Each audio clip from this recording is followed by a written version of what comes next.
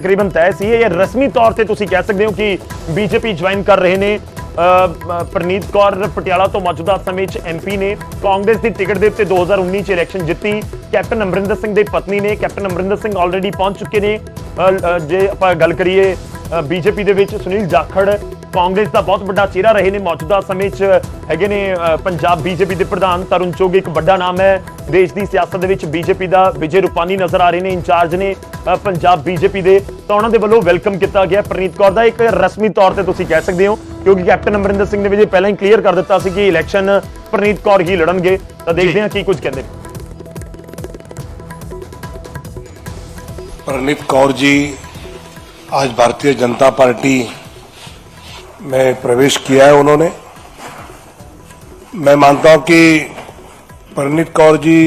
जैसे सांसद जनप्रतिनिधि जिन्होंने बिल्कुल कई कमिटियों पर काम करते हुए अपनी पोटेंशियल्स सिद्ध किए हैं, फिर वो महिला सक्षमीकरण का हो या इंटर पार्लियामेंट्री यूनियन का एशियन पैसिफिक रीजन के विषय में हो, विदेश राज्य मंत्री के नाते भी उन्होंने काम किया है। और मैं मानता हूं कि ऐसे व्यक्तिमत्व जब भारतीय जनता पार्टी में आते हैं और विशेषकर पंजाब में, कि जहां एक तरफ राज्य में जो सरकार चुनी है उसके विरोध में पब्लिक की मानसिकता बन रही है और उसी समय भारतीय जनता पार्टी एक मजबूत पार्टी के नाते पंजाब के सामान्य व्यक्ति के मन में उभरती हुई आ रही है। और परनीत कौर जी जैसे नेता का पार्टी में जुड़ना, मैं मानता हूं कि भारतीय जनता पार्टी को पंजाब में मजबूत करने में और पंजाब के विकास को प्रधानमंत्री नरेंद्र मोदी जी की कल्पना में जो पंजाब का विकास हम सबको अपेक्षित है वो करने में और मजबूती आएगी। और पंजाब की पूरी टीम के साथ काम करते हुए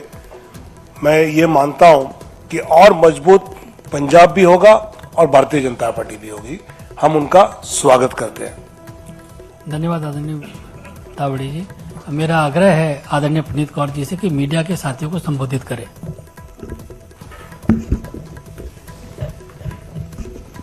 नमस्कार, मैं आज भारतीय जनता पार्टी में शामिल हो रही हूँ। खुशी है मुझे क्योंकि पिछले 25 सालों से मैं लोकतंत्र में, लोकसभा में और विधानसभा में मैंने काम किया है अपने क्षेत्र के लिए, पंजाब के लिए, देश के लिए। और आज वो समा आ गया है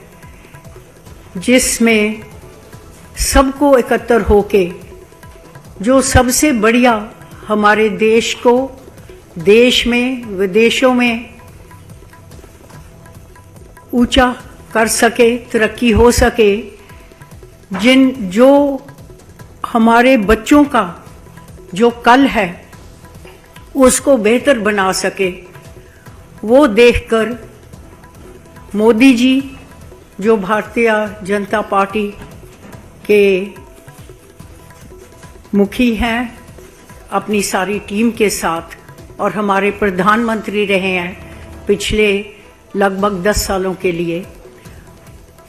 उनके कामों को देखकर, उनकी नीतियों को देखकर, जैसे अभी विकसित भारत चल रहा था प्रोग्राम, क्या क्या गरीब से गरीब और इंडस्ट्री तक उन्होंने जो नीतियां बनाई हैं और हमारे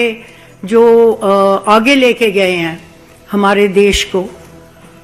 मुझे पूरा विश्वास है कि वो ही है एक शख्स जिनकी नेतृत्व में और भारतीय जनता पार्टी की नेतृत्व में हम अपने बच्चों और अपने देश को सुरक्षित रख सकें और उनको आगे ले जा सकें। इस करके मैं भी इनके साथ जुड़कर एक हिस्सा बन के भारतीय जनता पार्टी की काम करना चाह रही हूँ। मैं धन्यवाद करती हूँ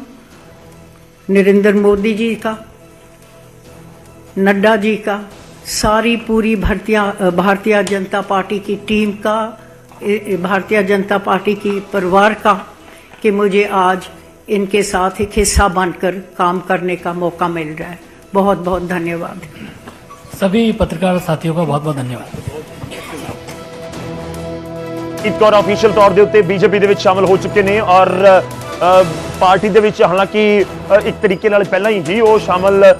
ਹੋ ਚੁੱਕੇ ਸੀ ਪਰ ऑफिशियल ਤੌਰ ਦੇ ਉੱਤੇ ਇੱਕ ਜਿਹੜੀ ਜੁਆਇਨਿੰਗ ਹੁੰਦੀ ਉਹ ਅੱਜ ਹੁੰਦੀ ਹੋਈ ਨਜ਼ਰ ਆ ਰਹੀ ਹੈ। ਕੈਪਟਨ ਅਮਰਿੰਦਰ ਸਿੰਘ ਪਾਰਟੀ ਦੇ ਵਿੱਚ ਸ਼ਾਮਲ ਹੋਏ ਸੀ ਬੀਜੇਪੀ ਦੇ ਵਿੱਚ। ਉਸ ਤੋਂ ਬਾਅਦ ਤਕਰੀਬਨ ਇਹ ਤੈਅ ਸੀ ਕਿ ਪ੍ਰਨੀਤ ਕੌਰ ਵੀ ਬੀਜੇਪੀ 'ਚ ਸ਼ਾਮਲ ਹੋ ਕੇ ਪਟਿਆਲਾ ਦੀ ਸੀਟ ਤੋਂ ਚੋਣ ਮੈਦਾਨ ਦੇ ਵਿੱਚ ਨਿੱਤਰਦੇ ਹੋਏ ਨਜ਼ਰ ਆ ਸਕਦੇ ਨੇ ਔਰ ਪਟਿਆਲਾ ਦੀ ਸੀਟ ਤੋਂ ਲਗਾਤਾਰ ਪ੍ਰਨੀਤ ਕੌਰ ਲੜਦੇ ਆਏ ਨੇ। 2014 ਦੇ ਵਿੱਚ ਜਿੱਤ ਹਾਸਲ ਨਹੀਂ ਹੋਈ ਸੀ ਪਰ 2019 ਦੇ ਵਿੱਚ ਇੱਕ ਵਾਰ ਫਿਰ ਤੋਂ ਉਹ ਐਮਪੀ ਬਣਨ ਦੇ ਵਿੱਚ ਕਾਮਯਾਬ ਹੋਏ। ਸੁਨੀਲ ਜਾਖੜ ਉਹਨਾਂ ਦੇ ਤੁਸੀਂ ਕਹਿ ਸਕਦੇ ਹੋ ਪਾਰਟੀ ਕੋਲੀਗ ਕਾਂਗਰਸ ਦੇ ਵਿੱਚ ਵੀ ਸੀ ਤੇ ਮੌਜੂਦਾ ਸਮੇਂ 'ਚ ਪੰਜਾਬ ਬੀਜੇਪੀ ਦੇ ਪ੍ਰਧਾਨ ਨੇ ਸੁਨੀਲ ਜਾਖੜ ਔਰ ਉਹੀ ਵੈਲਕਮ ਕਰਦੇ ਨਜ਼ਰ ਆਏ ਤੇ ਹੋਰ ਜਿਹੜੇ ਆਗੂ ਨੇ ਬੀਜੇਪੀ ਦੀ ਸੀਨੀਅਰ ਲੀਡਰਸ਼ਿਪ ਹੈ ਉਹ ਵੀ ਉੱਥੇ ਪਹੁੰਚੀ ਹੋਈ ਸੀ ਦਿੱਲੀ ਦੇ ਵਿੱਚ ਪ੍ਰਨੀਤ ਕੌਰ ਦਾ ਵੈਲਕਮ ਕਰਨ ਦੇ ਲਈ। ਤਾਂ ਇਸ ਦਾ ਇੰਪੈਕਟ ਕਿਸ ਤਰੀਕੇ ਦੇ ਨਾਲ ਨਜ਼ਰ ਆਉਂਦਾ ਹੈ ਆਉਣ ਵਾਲੇ ਦਿਨਾਂ ਦੇ ਵਿੱਚ ਉਹ ਦੇਖਣਾ ਹੋਵੇਗਾ ਪਰ ਇੱਕ ਚੀਜ਼ ਬਹੁਤ ਕਲੀਅਰ ਹੈ ਕਿ ਪਟਿਆਲਾ ਤੋਂ ਜੇਕਰ ਅਕਾਲੀ ਦਲ ਤੇ ਬੀਜੇਪੀ ਦਾ ਗੱਠਜੋੜ ਹੋ ਵੀ ਗਿਆ ਤਾਂ ਤਕਰੀਬਨ ਅੱਜ ਦੀ ਤਸਵੀਰ ਤੋਂ ਇਹ ਸਾਫ਼ ਹੈ ਕਿ ਅਕਾਲੀ ਦਲ ਪਟਿਆਲਾ ਵਾਲੀ ਸੀਟ ਬੀਜੇਪੀ ਦੇ ਲਈ ਛੱਡ ਸਕਦਾ ਹੈ। ਜੇ ਦੋਵੇਂ ਪਾਰਟੀਆਂ ਵੱਖ-ਵੱਖ ਲੜਦੀਆਂ ਨੇ ਤਾਂ ਫਿਰ ਤਾਂ ਕਲੀਅਰ ਹੈ ਕਿ ਜਿਹੜੀ ਪਟਿਆਲਾ ਵਾਲੀ ਸੀਟ ਹੈ ਉਹ ਰਹੇਗੀ ਬੀਜੇਪੀ ਦੇ ਕੋਲ। ਜੇ ਇਹਨਾਂ ਦਾ ਦੋਵਾਂ ਦਾ ਅਲਾਈਅੰਸ ਵੀ ਹੁੰਦਾ ਹੈ ਅਕਾਲੀ ਦਲ ਅਤੇ ਬੀਜੇਪੀ ਦਾ ਤਾਂ ਉਸ ਅਲਾਈਅੰਸ ਦੇ ਵਿਚਾਲੇ ਵਿਜੇ ਇਹ ਕਲੀਅਰ ਹੈ ਕਿ ਪਟਿਆਲਾ ਵਾਲੀ ਸੀਟ ਪ੍ਰਨੀਤ ਕੌਰ ਦੀ ਐਂਟਰੀ ਦੇ ਨਾਲ ਤਕਰੀਬਨ ਪਿਕਚਰ ਸਾਫ਼ ਹੋਈ ਹੈ ਕਿ ਪਟਿਆਲਾ ਵਾਲੀ ਸੀਟ ਅਕਾਲੀ ਦਲ ਬੀਜੇਪੀ ਦੇ ਲਈ ਛੱਡ ਦੇ। ਔਰ ਇਹ ਵੀ ਹੈ ਕਿ ਪਹਿਲਾਂ ਕੈਪਟਨ ਪਰਿਵਾਰ ਦੇ ਵਿੱਚੋਂ ਵੀ ਗੌਰਵ ਵਿੱਚ ਚਰਚਾ ਹੈ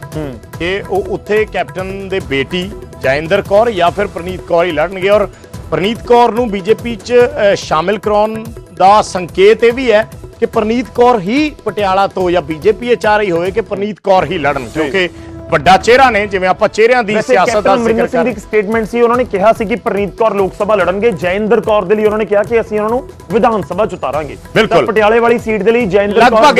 ਇਹ ਤਕਰੀਬਨ ਤੈਅ ਹੈ ਕਿ ਪ੍ਰਨੀਤ ਕੌਰ ਹੀ ਐਮਪੀ ਦੀ ਜਿਹੜੀ ਚੋਣ ਲੜਨਗੇ ਔਰ ਜੇ ਸਮਝੌਤਾ ਵੀ ਹੁੰਦਾ ਅਕਾਲੀ ਦਲ ਬੀਜੇਪੀ ਦਾ ਤਾਂ ਪਟਿਆਲਾ ਸੀਟ ਫੋਰ ਸ਼ੋਰ ਕੈਪਟਨ ਪਰਿਵਾਰ ਨੂੰ ਚਾਹੇਗੀ ਬੀਜੇਪੀ ਦੇ ਕੋਟੇ ਚਾਹੇਗੀ। ਦੇਖੋ ਇੱਕ ਪਾਸੇ ਆਮ ਆਦਮੀ ਪਾਰਟੀ ਨੇ ਆਪਣਾ ਉਮੀਦਵਾਰ ਅਨਾਉਂਸਮੈਂਟ ਕਰ ਦਿੱਤਾ ਹੈ ਡਾਕਟਰ ਬਲਬੀਰ ਸਿੰਘ ਨੂੰ ਪਟਿਆਲਾ ਤੋਂ ਤੇ ਦੂਜਾ ਚਿਹਰਾ ਸਾਡੀ ਸਕਰੀਨ ਦੇ ਉੱਤੇ ਡਾਕਟਰ ਬਲਬੀਰ ਵਰਸਸ ਪ੍ਰਨੀਤ ਕੌਰ ਤਕਰੀਬਨ ਨਜ਼ਰ ਆ ਰਿਹਾ ਹੈ। ਤਕਰੀਬਨ ਤੈਅ ਹੈ। ਤੇ ਹੁਣ ਪੁਆਇੰਟ ਦੂਜਾ ਇਹ ਵੀ ਹੈ ਕਿ ਪਟਿਆਲਾ ਦੇ ਵਿੱਚ ਆਪਾਂ ਹੁਣ ਤੱਕ ਕਹਿੰਦੇ ਆਏ ਹਾਂ ਕਿ ਕੈਪਟਨ ਦਾ ਗਾੜਾ ਹੈ ਫਿਰ ਕਹਿੰਦੇ ਕਾਂਗਰਸ ਦਾ ਗਾੜਾ ਇਸ ਕਰਕੇ ਕੈਪਟਨ ਜਿੱਤਦੇ ਰਹੇ ਤਾਂ ਕੈਪਟਨ ਦੇ ਸਾਹਮਣੇ ਚੁਣੌਤੀ ਹੋਏਗੀ ਕਿ ਹੁਣ ਇਹ ਦਿਖਾਉਣਾ ਕਿ ਹੁਣ ਤੱਕ ਜੇ ਕਾਂਗਰਸ ਬਹੁਤ ਜ਼ਬਰਦਸਤ ਪਰਫਾਰਮੈਂਸ ਪਟਿਆਲਾ 'ਚ ਕਰਦੀ ਸੀ ਉਹ ਕੈਪਟਨ ਦਾ ਗੜ ਸੀ ਜਾਂ ਕਾਂਗਰਸ ਦਾ ਗੜ ਸੀ। ਹਾਲਾਂਕਿ ਵਿਧਾਨ ਸਭਾ ਚੋਣ ਹਾਰ ਗਏ ਕੈਪਟਨ ਅਮਰਿੰਦਰ ਸਿੰਘ ਪਰ ਬਾਵਜੂਦ ਇਸ ਦੇ ਇਸ ਵਾਰ ਪੂਰਾ ਜ਼ੋਰ ਕੈਪਟਨ ਪਰਿਵਾਰ ਲਗਾਏਗਾ ਔਰ ਬੀਜੇਪੀ ਲਾਜ਼ਮੀ ਤੌਰ ਤੇ ਲਗਾਏਗੀ ਪ੍ਰਨੀਤ ਕੌਰ ਦੇ ਲਈ ਇੱਕ ਵਾਰ ਫਿਰ ਤੋਂ ਚੋਣ ਮੈਦਾਨ ਦੇ ਵਿੱਚ ਉਤਰਨਗੇ ਬੀਜੇਪੀ ਦੇ ਵੱਲੋਂ ਜੋ ਪਿਕਚਰ ਕਲੀਅਰ ਹੁੰਦੀ ਹੋਈ ਨਜ਼ਰ ਆ ਰਹੀ ਹੈ। ਬਿਲਕੁਲ ਤਕਰੀਬਨ ਸਾਫ਼ ਹੈ ਪਰ ਸਭ ਤੋਂ ਵੱਡੀ ਚੁਣੌਤੀ ਪਟਿਆਲਾ ਦੇ ਵਿੱਚ ਹੁਣ ਕਾਂਗਰਸ ਲਈ ਵੀ ਹੋਏਗੀ ਕਿਉਂਕਿ ਹੁਣ ਤੱਕ ਤੇ ਕੈਪਟਨ ਪਰਿਵਾਰ ਉੱਥੇ ਚੋਣ ਲੜਦਾ ਆ ਰਿਹਾ ਸੀ ਸੋ ਕਾਂਗਰਸ ਹੁਣ ਕਿਹੜਾ ਉਮੀਦਵਾਰ ਉੱਥੇ ਲੈ ਕੇ ਆਏ ਸੀ ਵਿਜੇਂਦਰ ਸਿੰਗਲਾ ਦਾ ਤੁਸੀਂ ਜ਼ਿਕਰ ਕਰ ਰਹੇ ਸੀ ਵਿਜੇਂਦਰ ਸਿੰਗਲਾ ਪਟਿਆਲਾ ਤੋਂ ਵੀ ਦਾਅਵੇਦਾਰ ਹੋ ਸਕਦੇ ਨੇ ਸੰਗਰੂਰ ਦੇ ਨਾਲ ਪਟਿਆਲਾ ਤੋਂ ਵੀ ਹੋ ਸਕਦੇ ਨੇ ਨਵਜੋਤ ਸਿੰਘ ਸਿੱਧੂ ਵੀ ਦਾਅਵੇਦਾਰਾਂ ਦੀ ਨਵਜੋਤ ਸਿੰਘ ਸਿੱਧੂ ਵੀ ਉਸ ਸੀਟ ਤੋਂ ਆ ਸਕਦੇ ਨੇ ਪਰ ਨਵਜੋਤ ਸਿੰਘ ਸਿੱਧੂ ਅਕਸਰ ਕਹਿੰਦੇ ਨੇ ਕਿ ਮੇਰਾ ਅੰਮ੍ਰਿਤਸਰ ਇਲਾਕਾ ਹੈ ਮੈਂ ਅੰਮ੍ਰਿਤਸਰ ਛੱਡ ਕੇ ਨਹੀਂ ਜਾਂਦਾ ਸੋ ਬਹੁਤ ਘੱਟ ਚਾਂਸਸ ਨੇ। ਪ੍ਰੀਤ ਕੌਰ ਕੁਝ ਕਹਿ ਰਹੇ ਨੇ ਸੁਣ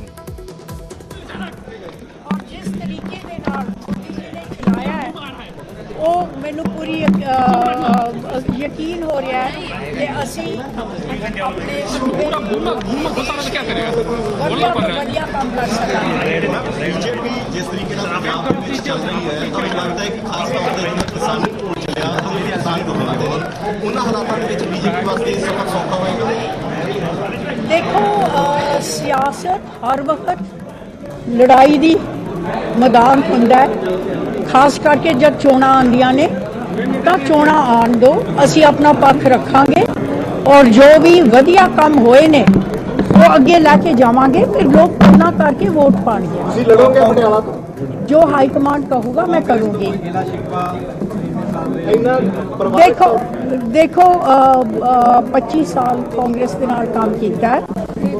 ਮੈਂ ਉਸ ਦੇ ਵਿੱਚ ਜਾਣਾ ਨਹੀਂ ਚਾਹੀਦੀ ਵਧੀਆ ਕੰਮ ਹੋਇਆ ਪਰ ਅੰਤ ਦੇ ਵਿੱਚ ਕਾਂਗਰਸ ਵੱਲੋਂ ਹੀ ਉਹਨਾਂ ਨੇ ਇਹ ਮਹਿਸੂਸ ਕੀਤਾ ਹੋਣਾ ਕਿ ਸਾਡੇ ਵਰਗਿਆਂ ਦੀ ਲੋੜ ਨਹੀਂ ਹੈ ਔਰ ਮੈਨੂੰ ਵੀ ਮਹਿਸੂਸ ਹੋਇਆ ਕਿ ਇਹ ਜੇ ਅਸੀਂ ਆਪਣੇ ਦੇਸ਼ ਦੇ ਲਈ ਆਪਣੇ ਸੂਬੇ ਲਈ ਆਪਣੀ ਲੋਕ ਸਭਾ ਖੇਤਰ ਦੇ ਲਈ ਕੰਮ ਕਰਨਾ ਹੈ ਤਾਂ ਭਾਰਤੀ ਜਨਤਾ ਪਾਰਟੀ ਹੀ ਇਹ ਡਿਲੀਵਰ ਕਰ ਸਕਦੀ ਹੈ ਉਹਨਾਂ ਨਾਲ।